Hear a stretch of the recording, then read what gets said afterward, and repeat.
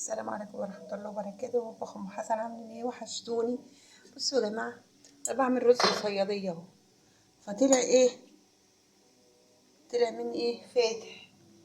فدلوقتي اللي هياكلوه عايزينه غامق. طب هنعمل ايه؟ ليه حل ولا ملوش؟ الحل في ايه بقى دلوقتي؟ بصوا انا مغطيه عليه زي الشمعة ازاي. الحل دلوقتي عايزينه غامق، هنعمل ايه؟ الحل في دي. هنرجع مع بعض ونشوف الدنيا فيها ايه. هنعمل ايه في البصلة دي تخلي الرز ده وبعد ما استوى ينفع نغمقه بإذن الله. اهو مية مغلية اهي، البراد مطبخ ام حسن مية مغلية على طول، والبصلة. وهنشوف الرز ده هيبقى غامق ازاي بإذن الله. واللي عايز فاتح نشيله فاتح منه. هو استوى بقى مية مية. بصوا، اللهم صل وسلم وبارك على سيدنا محمد. التتبيلة دي ليه كده استوى وفرفته زي الفل اهو. طب هينفع نغمقه؟ هينفع. هنرجع مع بعض ونشوف الدنيا هتبقى ايه وهيغمق ازاي. بصوا يا حبايبي بقى، لما رجعنا مع بعض البصل عملناه ايه؟ غمقنا بصل. طب هنحطها كده عليها بعد الرز ما استوى؟ لا مش هنحطها. امال هنغمق ازاي؟ عرفونا بقى دلوقتي يا مطبخ ام حسن اللي حصل. بصوا الغمقان هيبقى اللون ده كده البصل الرز باذن الله. الميه المغليه اهي مع البصله الغامقه دي، وهنطش كده بشويه. نوطي النار يا جماعه، بس انا معليها عشان خاطركم. نوطي النار كده، نوطي النار كده. نحط ايه؟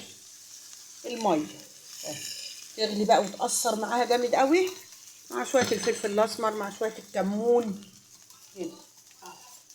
بصوا بقى نقلب كده الجمال والحلاوه دي. بصوا بقى الرز هيبقى اللون ده. طب ازاي؟ هتشوفوا دلوقتي اهي الدقه والحلاوه دلوقتي باذنك يا رب. عشان نراضي الكل. بصوا رشيت رشه ايه؟ ملح بكمون بفلفل اسمر بكده. عشان ايه؟ اما نحط بقى الطاقه الجايه دي ما يجلعش. هنعمل ايه؟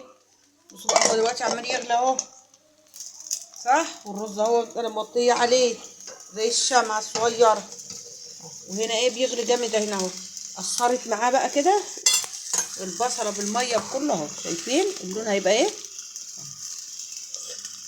جميله جميله جميله. هرجع لكم واقول لكم عايزه شويه ملح. بصوا يا جماعه، حطيت هنا شويه ملح عشان لقيتها دلعه جدا. الجمال والحلاوه. بصوا الميه غامقه ازاي، هيبقى الرز اللون ده براحته. اللي عايز كده براحته.